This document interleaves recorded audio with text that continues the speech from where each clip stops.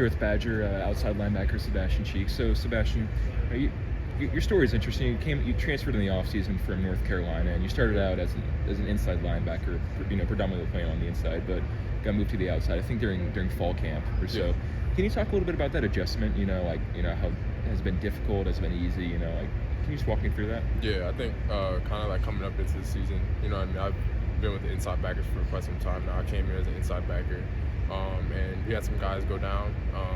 Coach Vic kind of looked at me as one of the guys who, could kind of come into that role at outside backer to kind of give us a little bit more versatility. And, I've always just tried to, put myself in the best situation possible to kind of, find ways I can obviously help the team. So, if he's obviously someone who felt that I could, grow in that role, I just wanted to embrace it and just take it full on.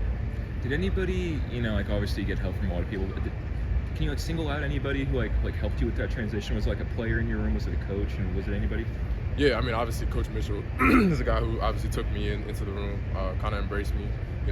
Obviously coming into a brand new position, you're just so raw. Mm-hmm. And I think kind of he was patient with me. He kind of just, helped me and put me with guys like DP and Aaron Witt and, guys like that who, just helped me along the way, taught me, the small things, just in terms of the fundamentals and technique at the position. Daryl Peterson, I believe he's been here, I don't know if he's been here the longest, but he's been, kind of like a starter for the longest. Does his voice kind of reign supreme in that room? Would you consider him like a big leader in that room? Yeah, no, he's definitely a leader. Leader on the defense, not just in the room. I think, there's a lot of vocal guys, and he's obviously someone who, I've leaned on his shoulder just in terms of, learning the position. He's really just helped me, pushed me, been hard on me, and, I've appreciated him because, just the process of learning a whole brand new position could be hard, you know what I'm saying? So, outside inside linebacker, obviously besides the position that you play and kind of where you are in the field, how different is it to play on the outside? How different are the skills? How much of an adjustment was it for you? Yeah, definitely. You're obviously playing on the line of scrimmage, so it's a little bit more hand use, you know what I mean? Get off is a big thing, you know what I mean? You're obviously going up against tackles, taking on, a lot more pullers, sooner. So there's obviously different outside backer, inside backer, you know what I mean? There's different things you obviously have to take on, but the main thing is just being versatile, you know what I mean? We do require, this defense requires us to kind of drop in coverage just as well, you know what I mean? Still intangibles that, I might have learned the inside backer that I can kind of transfer over to outside. And, you're a guy with some outside experience, coming here in the transfer portal. What is it about? Is there anything about Mike Tressel's defense that's kind of different than other defenses, or is there anything that he emphasizes more than maybe other guys? Yeah, I think in terms of scheme, it's a little different part. In terms of overall, I think hats to the ball is something we've been emphasizing so much, and something that's critical about this defense. All 11 guys, playing within their job assignment. That's what collectively kind of makes a strong unit. I want to talk about the Rutgers game a little bit. You guys, that's probably the best performance of the season. Just the team all around. Sure. And I was talking to Fickle yesterday in the press conference. I asked him about the run defense and how you guys were able to limit Kyle Manung guys so well. Sure. And I asked him, what was the key for that on the defensive line? And he said it started with the edges. Can you talk about your guys' game plan last week and how important the edge rushers were? Yeah, I think kind of coming up into the week, we knew it was going to really dictate the C gap. That was something that we put a huge emphasis on. Kind of leaning into our technique, switching up different surfaces. Just the way that they run, they're obviously their offense. The run is big for them. It helps them kind of open up with what they want to do. And I think for us, we kind of had to stop the run mentality, more than anything first.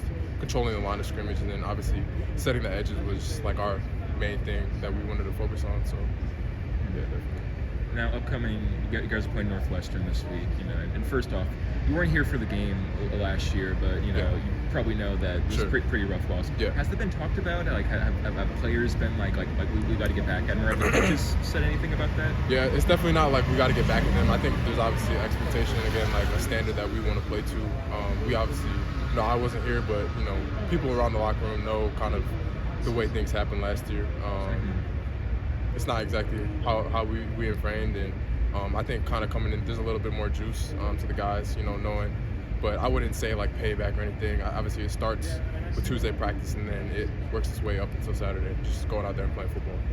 You know, you said against Rutgers. I mean, Rutgers and Purdue, like a lot of their offense ran through their running back one. You know what I mean? And Northwestern, they're still a big rushing team, but it's not as clear. You know, like this is the guy we got to stop. What is your goal for this game? You know, you said last game it was C gaps. You know, like this game, like is there like an objective for the defensive line that you guys are? Yeah, again, it still starts with stopping the run. Again, like that's one thing that we pride ourselves on is being stout up front, and everything else kind of takes care of itself. You know what I mean? From that point. And you know, in terms of, you know, you guys obviously like improved a lot in many regards, but run defense especially. But when it comes to like rushing the passer, like this is, or first off, you know, Northwestern's quarterback very mobile. You know, like he can move around. Yeah. You know, like what's different about trying to stop a guy that's mobile versus a guy that's kind of more of a stand in the pocket kind of guy? What's different? Yeah, I mean, rush integrity is a big thing. Obviously, getting off a third down is going to be critical, and we just want to eliminate extended plays. I think that's obviously going to be something that we kind of come into also this week. We know he's a guy that can kind of run around, you know, do some things, and about 1/4 of their runs are actually quarterback plays. So we definitely are taking him into account. I know you guys don't care about stats, but like the sack numbers haven't really been there as much with the edge rushers. Sure. Has that been a point of emphasis? Has that been discussed at all in your guys' room? Yeah, we definitely know that we want to keep stacking, improving that in that area. It's something that we obviously see, but then again, we just want to continue to just play within the defense. Nobody in the room is necessarily like worried about stats or anything like that. We just want to again like play within the defense. Thank you so much, Sebastian. Yeah.